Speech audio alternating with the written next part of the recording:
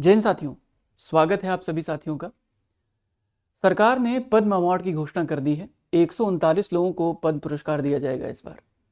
इस वीडियो में डिटेल से चर्चा करेंगे किसको मिलेगा, किसको पद्म विभूषण, किसको पद्म भूषण, किसको पद्मश्री, किसको मिलेगा। सभी चीज़ें हम लोग डिटेल से प्रॉपरली स्टैंडर्ड वे में ज़बरदस्त तरीके से प्रॉपर पीपीटी फॉर्मेट में आपको एक एक चीज़ लिखी मिलेगी।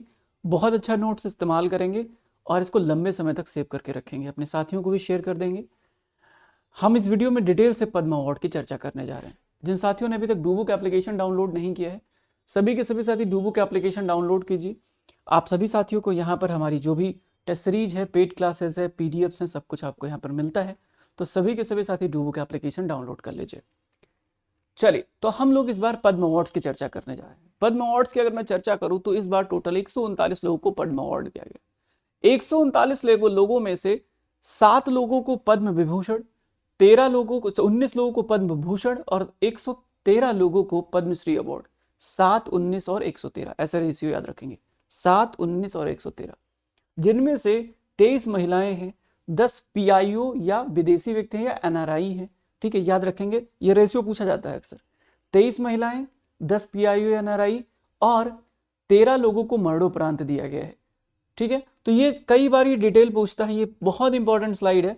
मैंने जैसा पहले भी कहा है, मेरी सारी स्लाइड आपको लिखित तौर पे अच्छे तरीके से मिलेगी, तो इस स्लाइड का इस्तेमाल करेंगे। अगर आपको लगता है क्लासेस बेनिफिशियल है तो आप नीचे फीडबैक देंगे और अपने साथियों तक शेयर जरूर करेंगे। अगर बात किया जाए पद्म विभूषण की, तो पद्म विभूषण अगर किसी व्यक्ति ने अपने क्षेत्र में एक्सेप्शनल काम किया है, डिस्टिंग्विश्ड काम किया है, तो उसके लिए दिया जाता है। अब पद्म जो भूषण होता है, पद्म विभूषण से नीचे यानी सेकंड हाईएस्ट अवार्ड की अगर मैं बात करूं तो Padma Vibhushan second highest award है। Padma Vibhushan second highest award है, सेकंड हाईएस्ट अवार्ड है। चलिए, सेकंड हाईएस्ट अवार्ड की अगर बात करूं तो पद्म विभूषण है। और अगर मैं इसी में चर्चा करूं कि थर्ड हाईएस्ट अवार्ड भारत का कौन सा, तो पद्म भूषण है।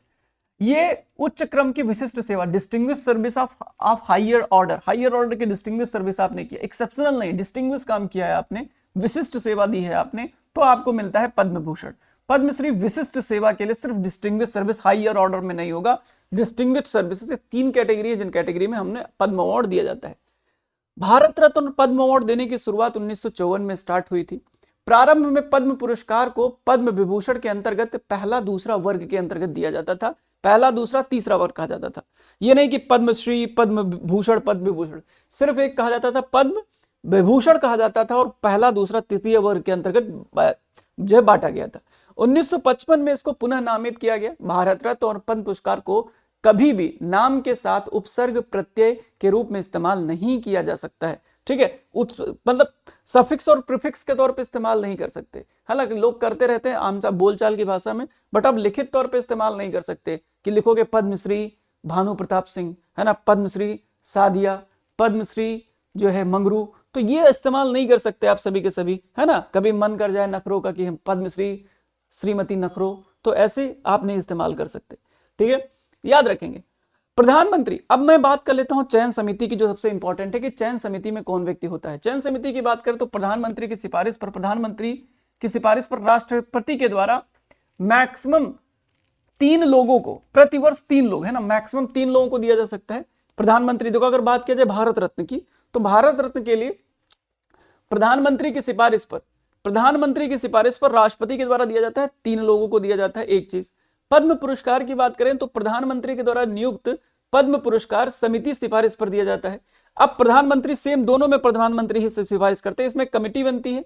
तो प्राप्तकर्ता को क्या मिलता है, प्राप्तकर्ता को सबसे पहली बात, राष्ट्रपति के द्वारा हस्तांतरित एक प्रमाण पत्र, एक सनद मिलता है। पद्म मेडल मिलता है, उसका छोटा सा रेप्लिका मिलता है।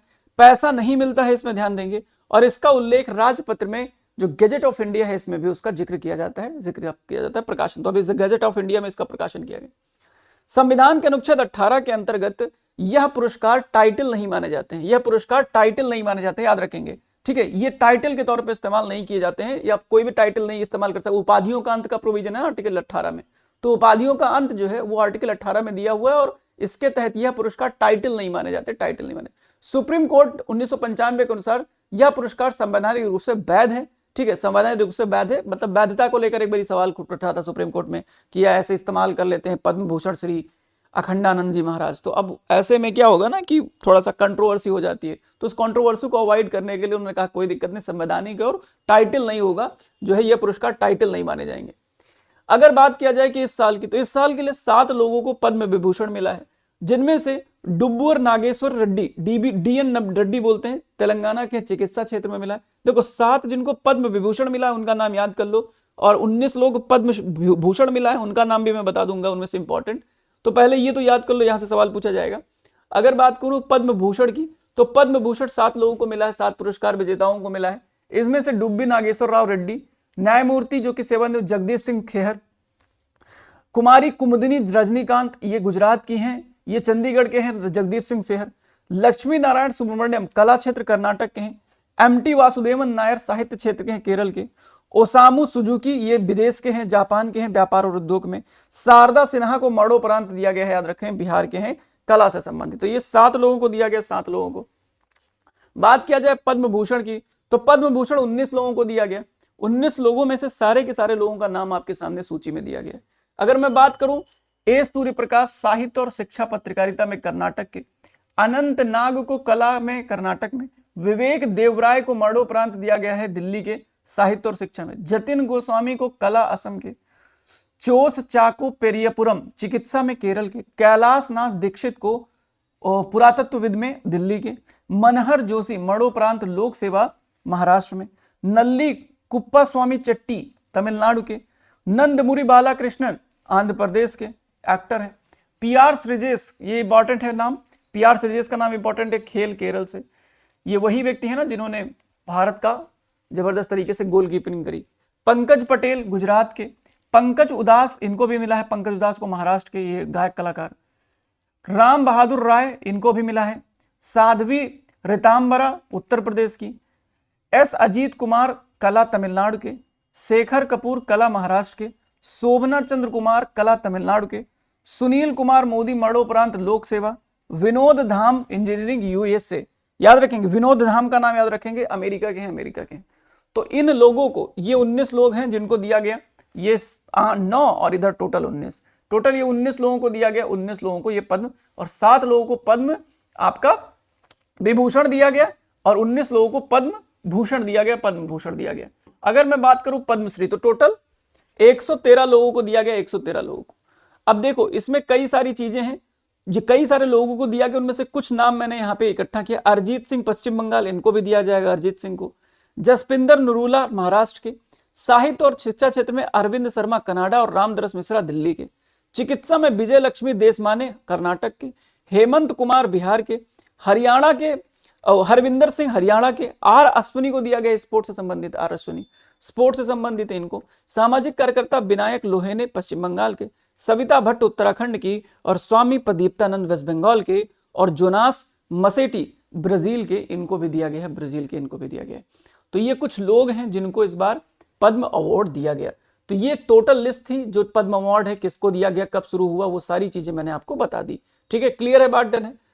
तो ये बात है। बाकी आप डेली सुबह 7 बजे मेरे से करंट अफेयर से जुड़ सकते हैं, इस पर MCQs भी प्रैक्टिस करेंगे। जो साथी ऐसे हैं जिन्होंने अभी तक रैंकर फाउंडेशन बैच ज्वाइन नहीं किया है, हमारे डूबुक एप्लीकेशन पर रैंकर फाउंडेशन बैच इस समय अवेलेबल है। इसमें 350 प्लस घंटे में आप सभी साथियों को मैथ का अर्थमेटिक और एडवांस पोर्शन अच्छे तरीके से कवर कराया जा रहा है। तो अगर आपको कंप्लीट कोर्स चाहिए मैथ का अर्थमेटिक और एडवांस, तो आप इसमें ज्वाइन कर सकते हैं। अगर आपको सिर्फ एडवांस का कोर्स चाहिए तो आप मैथ स्पेशलिस्ट को ज्वाइन कर सकते हैं। अगर आपको सिर्फ अर्थमेटिक चाहिए तो उसके लिए हमने अलग से कॉम्बो कोर्स लॉन्च किया है 499 का। तो इस प्रकार आप तीनों चाहें तो अलग अलग खरीद सकते हैं, चाहे तो आप कॉम्बो खरीद सकते हैं, जिसमें आपकी जैसी रिक्वायरमेंट हो आप वैसा खरीद सकते हैं। जो साथी ऐसे हैं जो स्टैटिक जीके पढ़ना चाहते हैं, मुझसे पढ़ना चाहते हैं, तो स्टैटिक जीके आप देख सकते हैं 199 में आपको मिल रहा है डूबुक एप्लीकेशन पे। यहाँ पर मैं जबरदस्त तरीके से आपको स्टैटिक जीके कंप्लीट करा रहा हूँ। ये बहुत शानदार कोर्स, बहुत सारे साथी इसमें एनरोल्ड हैं, बहुत भयंकर तरीके से हम लोग यहाँ पर पढ़ाई कर रहे हैं ट्रिक और कॉन्सेप्ट के थ्रू। ठीक है, अगर इन प्रकार अगर आपको किसी तरीके का PDF चाहिए या कोई लिंक चाहिए क्लास की, तो आप हमारे इस टेलीग्राम चैनल को ज्वाइन कर सकते हैं। मैथ्स बाय शिवम द्विवेदी हमारा ऑफिशियल टेलीग्राम चैनल है। जो साथी ऐसे जो मुझसे जुड़ना चाहते हैं, मेरा टेलीग्राम चैनल सुधीर ऑफिशियली, आप इसको देख सकते हैं। जो साथी हमसे कांटेक्ट करना चाहते हैं 8004151660 हमारा नंबर है, आप हमें यहाँ से भी कनेक्ट कर सकते हैं। तो उम्मीद है ये क्लास आपको ठीक लगी। मिलते हैं सुबह 7 बजे। Thank you so much for watching. Have a nice day. जय हिंद। अपना ख्याल रखिए।